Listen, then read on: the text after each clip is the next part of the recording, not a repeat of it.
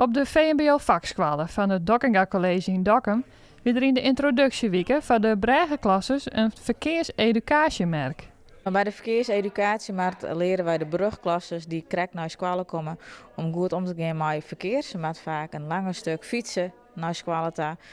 En dan komen er ook meerdere moeilijkheden, kinderen op hun paard komen. En wij hebben een verkeersmarkt waar het aandacht is voor groepsdruk. We hebben een remwegdemonstratie waarin we zien laten hoe lang de remweg is. Dat mensen in auto's zitten die 30, 50 of 60 km per uur rijden. En we hebben een alcoholparcours. En we hopen dat leerlingen in de brugklas nog geen alcohol drinken.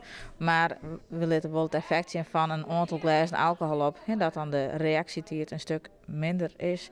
En de leerling krijgt al een ogentest en reactietest. Nevens de scholen en de gemeente een wichtig onderdeel om mee te gaan aan de baan. We zien wel dat men na de corona natuurlijk weer op nieuwe dingen leren moet.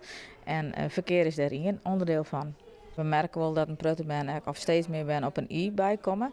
En een e-bike gaat natuurlijk sneller dan een gewone fiets. Dus leerlingen moeten inschatten van wat is mijn eigen snelheid ten opzichte van andere verkeersgebruikers. Ik denk dat dit heel wichtig is dat we dit goed voortzetten. Want we zijn een landelijke gemeente.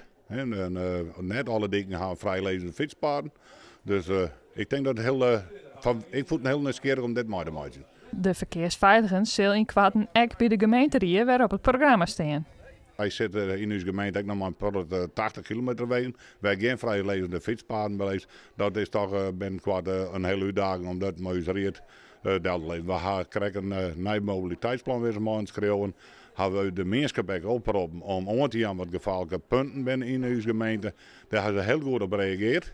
Dus daar wordt nog aan werken. Dat wordt al die meenemen in het nieuwe mobiliteitsplan.